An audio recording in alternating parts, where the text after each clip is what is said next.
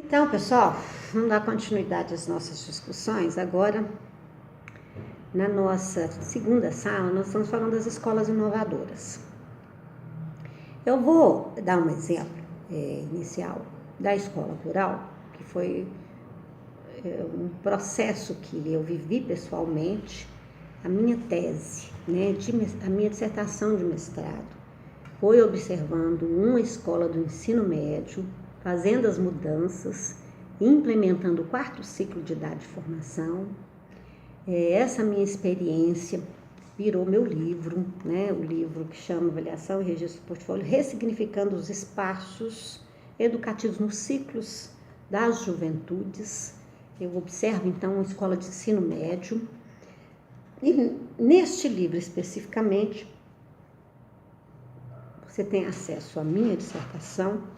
Eu vou mostrar as principais mudanças que a Rede Municipal de Belo Horizonte vivenciou a partir da década de 80, já tendo várias influências do movimento de renovação social que vivia a sociedade e que vai interferir diretamente no processo pedagógico da rede.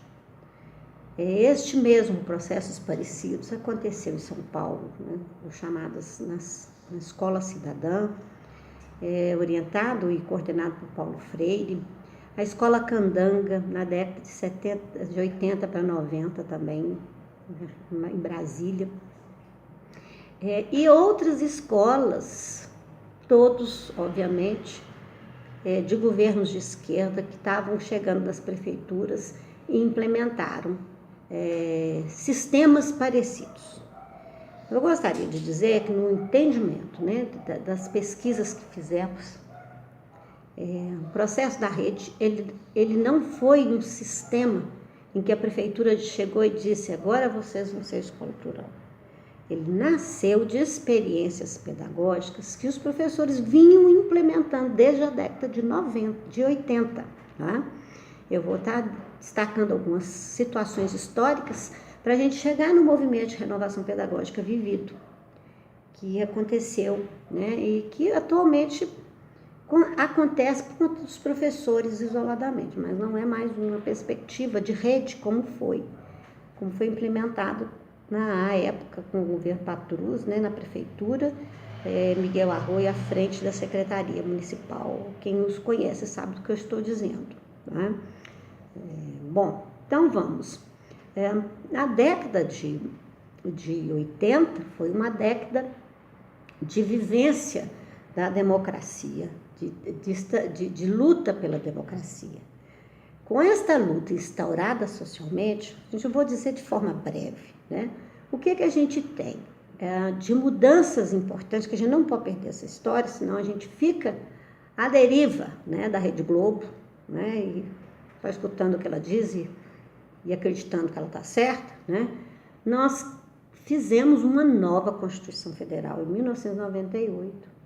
Esta nova Constituição Federal reconhece os municípios como entes federados e possibilitando a instituição de seus sistemas municipais de ensino. Para alguns municípios não foi bom, mas para outros foi extremamente importante.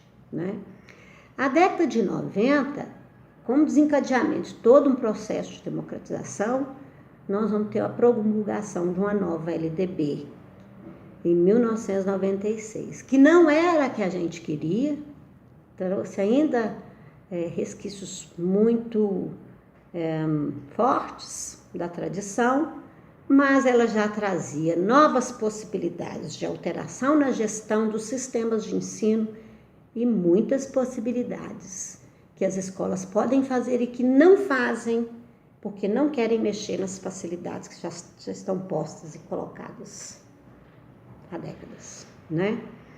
Então, a gente vai ter, para vocês terem uma ideia, a Escola Plural em Belo Horizonte, ela foi uma experiência autorizada em 1994, antes que a LDB fosse promulgada, que já previa, só a LDB em 96, vai prever o sistema de ciclos e outras possibilidades que foi aprovada com a LDB. Então, ela foi autorizada antes de ter um texto escrito. né? Então, a escola de 6 anos, a entrada com 6 anos na escola, a gente já fazia, né? Foi feito.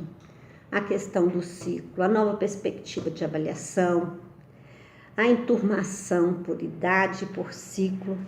Isso num sistema grande, isso é muita coisa, né? Nós estamos falando de um sistema que, à época, tinham quase 200 escolas, 10 mil professores. Então, a gente vai ter, então, né, na década assim que a nova prefeitura assume, já pensando na perspectiva que os professores haviam criado, um atendimento de ensino fundamental universalizado, a construção, a criação de novas escolas públicas, né? A implementação de políticas que colaboravam para que o estudante permanecesse na escola, no caso aqui a Bolsa Escola de 1997, né? A criação de o mês, que são as escolas de 3 a 5 anos, isso em 1990, né, já tinham 13 escolas, hoje a gente já tem bastante escola em Horizonte, né? E a partir, né, de 1990 tinha 13 escolas, em 2004 tinha 28 mês, agora não sei dizer quantas temos atualmente, mas temos muitas, né? Ainda tem uma carência de atendimento, mas é bastante. Bom, qual que é o antecedente para chegar a essas mudanças, né? A gente já tinha, antes de instaurar o que a gente chamou de escola plural, a descentralização do planejamento, que fica na mão de um supervisor que vem te cutucar para dizer o que você tem que fazer, né? Já tinha eleição direta para diretores nas escolas, eleito entre os pares. A implementação de um plano de carreira que foi sendo conquistado, a elaboração e a abertura para a elaboração de projetos políticos pedagógicos de cada unidade. Cada unidade fez o seu projeto de trabalho, né? A criação de colegiados, né? Coisa muito importante que a gente vê pouco na escola, grêmios estudantis funcionando, o incentivo a assembleias escolares com as comunidades participando. Tínhamos exemplos de escolas em lugares de alto índice criminal, de muita violência, em que a escola virou parceira e não era mais a convivência um problema entre a comunidade e a escola. A comunidade virou parceira. E os professores, participando deste movimento de renovação pedagógica, transformaram essa escola com a produção de projetos pedagógicos e nova organização dos tempos e espaços inovadores. Eu não estou mentindo. Eu participei de uma pesquisa do Estado da Arte, que pesquisamos as produções acadêmicas, que foram pesquisando as escolas da rede municipal de Belo Horizonte. Gente, eu não estou com um caderno aqui agora, mas vou ver se eu disponibilizo para vocês. Na década de 80 a 2001, me parece, ou 2004, nós pesquisamos. Um grupo de pessoas fez um estado da arte pela UFMG, né, a Faculdade de Educação, para pesquisar tudo de inovador, por exemplo, que a rede foi fazendo em relação ao letramento, em relação à avaliação, à organização de tempos e espaço, em relação às políticas de inclusão. Então, são temas que a gente pesquisou. Então, foram muitas produções, tão importantes e relevantes, que grande parte dos professores que hoje são professores da Universidade de Educação eram professores na rede municipal que fizeram suas pesquisas, fez seu mestrado, doutorado, passaram em concursos, hoje são professores universitários na FAI. Dá uma olhadinha na origem desses professores, né? Vieram da rede municipal de Belo Horizonte. Então, a escola plural nasceu deste processo de construção dos professores. Não veio de uma política, o governo chega, nós vamos implementar essa política. Não, ela já existia antes, né?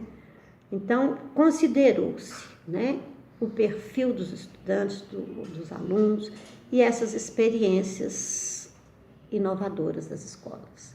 Vou dizer para vocês, é claro que isso não era um consenso, nem foi e nunca será. Principalmente entre os professores que não queriam mudanças e queriam uma escola como sempre foi. Estes resistiam muito, porque fazer uma escola, na perspectiva do que a gente vai falar aqui agora, dá muito trabalho, né? Então, o contexto era este, gestão democrática, como é que ela se estabeleceu? Colegiados de escola e eleições para diretores. Só para a gente ter a gravidade disso, hoje no Brasil, 40% dos professores ainda são indicados por prefeitos. Imagina o que é uma escola em que você tem uma formação específica e um diretor indica uma pessoa da família dele, do amigo dele, que não sabe o que é escola, não é? Isso é muito grave, muito sério. E essa eleição para diretor aqui em Belo Horizonte já era da década de 80, né? Antes de implementar essa inovação. Corpo docente qualificado e concursado. Quase 100% dos professores da rede municipal de Belo Horizonte têm curso superior. Só não tem aqueles que eram muito antigos, mas todos só entram, né? Nós temos um plano de carreira que foi conquistado na rua. Não foi o governo que deu para nós, foi conquistado na rua. Estou dizendo nós porque eu fui da rede há muito tempo, né, gente? Então eu me sinto ainda constituinte desse corpo docente. Então, é professor. Houve uma expansão imensa das matrículas, né? Por conta, né, dos altos índices de reprovação, né? A perspectiva de pensar a metodologia. E o movimento de renovação pedagógica das escolas com projetos das escolas, tá? Então, o que a gente tem nesse contexto, a gente vai ver todo um processo de mudanças que vai alterar outros processos significativos, tá?